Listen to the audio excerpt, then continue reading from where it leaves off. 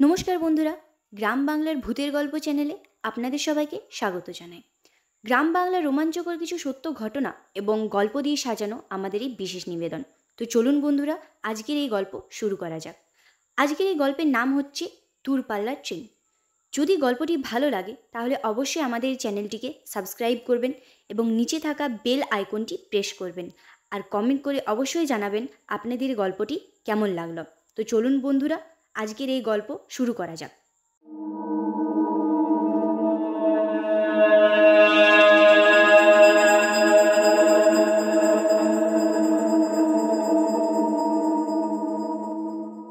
একবার দিল্লি থেকে কলকাতা ফেরার পথে বাংলার এরকমই এক স্টেশনে এসে পড়েছিলাম।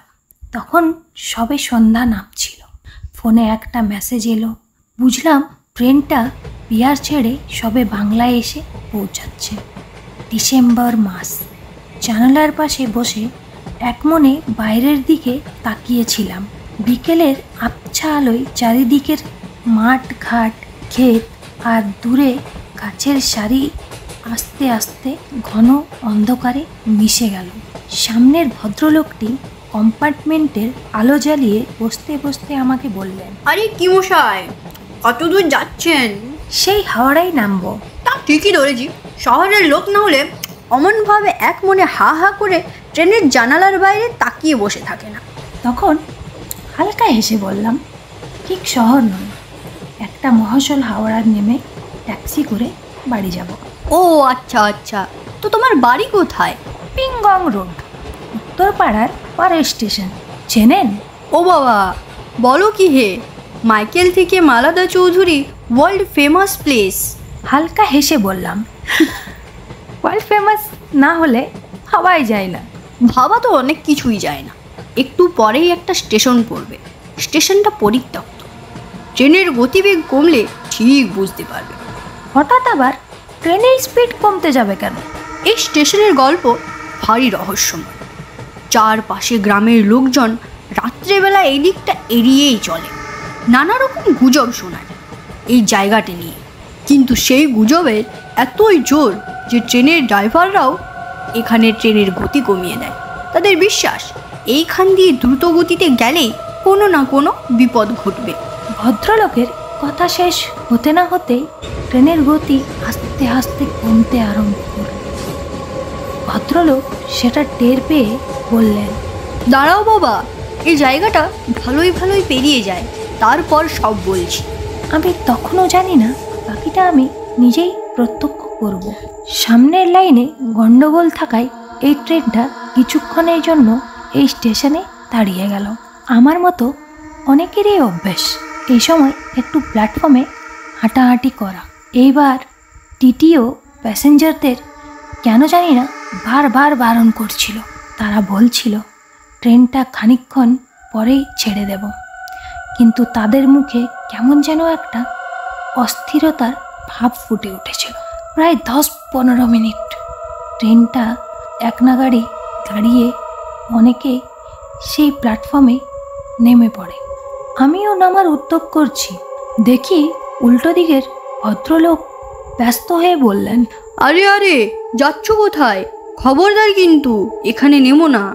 বেশি কথা না বাড়িয়ে বললাম, এই আর কি, না না, বাথরুম থেকে একটু হাওয়া খেয়ে আসছি। তারপর নেমে পড়লাম স্টেশনে। লোকজন নেমে দাঁড়িয়ে আছে, কেউ গল্প করছে, কেউ সিগারেট খাচ্ছে। আমি একটু এদিক ওদিক ঘুরতে আরম্ভ করলাম, কিন্তু ঘুরতে ঘুরতে স্টেশনের এক প্রান্তে চলে যাওয়ার ফলে ট্রেনটা ছেড়ে দেওয়ার সময় আর উঠতে পারলাম না। আমার ব্যর্থ চেষ্টার পরিহাস করতে করতে ট্রেনটা স্টেশন থেকে বেরিয়ে চলে গেল। চারিদিকে তাকিয়ে দেখলাম কেবল আমি একা পড়ে রয়েছি এই পরিত্যক্ত অন্ধকার প্ল্যাটফর্মে। ফোনটা বার করে দেখি নেটওয়ার্ক নেই। একেবারে অকুল পাথারে পড়ে গেলাম। এই লাইনে নাকি কেবল দিনে দুটোই ট্রেন চলে, একটা সকালে আর একটা এই সন্ধেবেলায়। দুটোই দূরপাল্লার গাড়ি।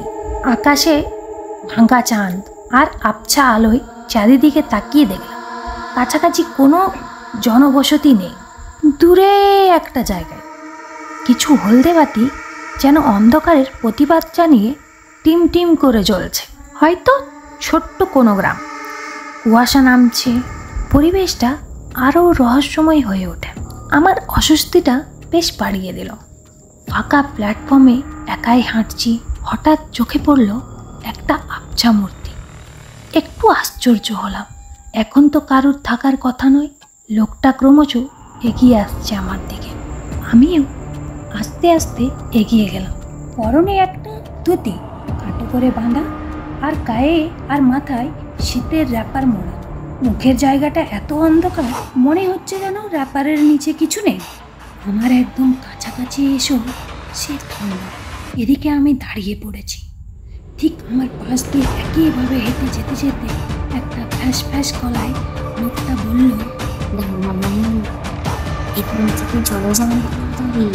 সঙ্গে সঙ্গে চমকে পিছনে মাথা ঘুরিয়ে দেখি জনমানবহীন ফাঁকা প্ল্যাটফর্ম। কিছু দূরে ঘন কুয়াশায় মিশে গেছে, কোথাও কেউ নেই। আমার সারা শরীর শিউরে উঠল। লোকটা গেল কোথায়? আদে লোকটা ছিল? ভুল কিছু দেখিনি তো? কি আর করি? শেষে স্থির করলাম যে ওই ভাঙা টিকিট ঘরের সামনে বড় কার্নিশটার নিচে বসে রাতটা কোনো রকমভাবে কাটিয়ে দেব। চুপচাপ বসে আছি, কোথাও কেউ নেই। গাটা একটু ছমছম করছে এখন। অস্বস্তিটা কাটানোর জন্য ফোনটা বার করে একটু গান চালালাম। চোখটা প্রায় লেগেই এসেছে। হঠাৎ যেন একটা ক্ষীণ আলো চোখে এসে পড়তেই তন্দ্রা কেটে গেল। আর কানে এলো ক্রমশ এগিয়ে আসা একটি ট্রেনের হুইসেল। কেমন যেন একটু পুরনো পুরনো ট্রেন আসছে, কিন্তু যায়। আর বেশি না ভেবে উঠে দাঁড়ালাম। ফোনের টর্চটা চালিয়ে ট্রেনের দিকে মুখ করে জোরে জোরে হাত নাড়াতে লাগলাম। হয়তো কেউ দেখতে পারবে না, কিন্তু যে ভাগ্যের ঠেলায় এই বিপদে পড়েছি, ঘুরেই আবার নিষ্কৃতি পেয়ে যেতে পারে। ঘোলাটে হলুদ আলোয় কুয়াশা ভেদ করে ক্রমশ ট্রেন এগিয়ে আসছে সামনের দিকে। কিন্তু তারপর যা হলো তার জন্য আমি একেবারেই প্রস্তুত ছিলাম না। ইঞ্জিনটা প্রায় স্টেশনের সামনে ঢুকে যাওয়ার সঙ্গে সঙ্গে যান্ত্রিক শব্দ করে লাইনচ্যুত হয়ে ট্রেনটা চিৎ হয়ে পড়ে গেল। একটা বড় বিস্ফোরণ। কিছু যাত্রী এর ঘাড়ে পড়ে ও ওর ঘাড়ে পড়ে বিশাল দানবের মতো পৃথিবী কাঁপিয়ে এগিয়ে চলে এলো আমার দিকে। কানে ভেসে এলো যন্ত্রপাতির বিকট কর্কট শব্দ, আর মানুষেরা হাওয়া করে। কিছুক্ষণের জন্য স্তম্ভিত হয়ে দাঁড়িয়ে পড়লাম। তারপর হুঁশ ফিরতেই সেই তাল পাকানো বগিগুলোর দিকে এগিয়ে গেলাম। চারিদিকে ছড়িয়ে ছিটিয়ে পড়ে রয়েছে মানুষের ক্ষতবিক্ষত দেহ। কারোর প্রাণ আছে, কারোর নেই, কারোর আবার শেষ নিঃশ্বাস পড়ছে। পিছনের বগিগুলোর কিচ্ছু হয়নি। সেখান থেকে প্যাসেঞ্জাররা সাহায্য করার জন্য এবার এগিয়ে আসছে। আমিও এগিয়ে গেলাম, হাতে হাতে তাদের সাহায্য করতে লাগলাম। ইঞ্জিনের ধ্বংসস্তূপে আগুন জ্বলছে। প্যাসেঞ্জারদের আর্তচিৎকার, কান্নার শব্দ যেন চারিদিক থেকে উঠে আকাশে জুড়ে ফেলছে। কিন্তু আশ্চর্য, এত আওয়াজের সত্ত্বেও চারিদিকে কেউ গ্রাম থেকে বের হচ্ছে না কেন? এদিকে এখানকার লোকজনও উদ্ধার কার্য চালিয়ে যাওয়ার ফলে কেউ কোথাও খবর দেওয়ার উদ্যোগই নিচ্ছে না। কাছাকাছি গ্রামে খবর দেওয়াটাও খুবই জরুরি মনে করলাম। শেষে আমি এগিয়ে গেলাম সেই হলুদ আলোগুলোর দিকে। প্রায় আধ ঘন্টা ধরে হাঁটার পর এসে পৌঁছলাম একটা গ্রামে। ফোনটা খুলে দেখলাম রাত বেশি হয়নি, সবে 9:30। সব থেকে কাছের বাতিটার দিকে এগিয়ে গিয়ে দেখলাম একটা মুদির দোকান। হন্তদন্ত হয়ে দোকানে ঢুকে পড়ে হাঁপাতে হাঁপাতে সামনের দাওয়ায় বসা 4-5 জন মানুষকে পুরো ঘটনাটা যথাসম্ভব গুছিয়ে বলার চেষ্টা করলাম।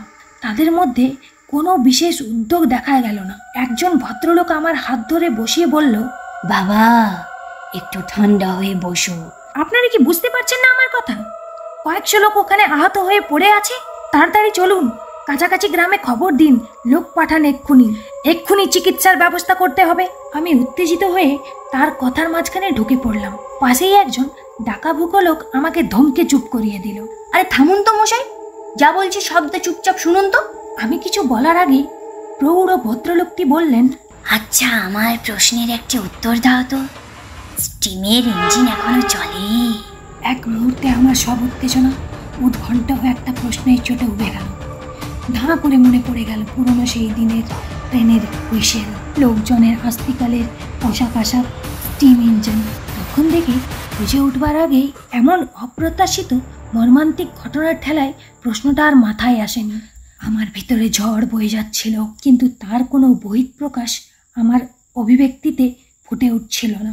আমাকে বিস্ময়বিমুখ প্রকাণ্ডের মতো দাঁড়িয়ে থাকতে দেখে প্রৌঢ় ভদ্রলোকটি বললেন, ওখানে কেউ বেঁচে নেই, একটু শান্ত হয়ে বসো, শান্ত।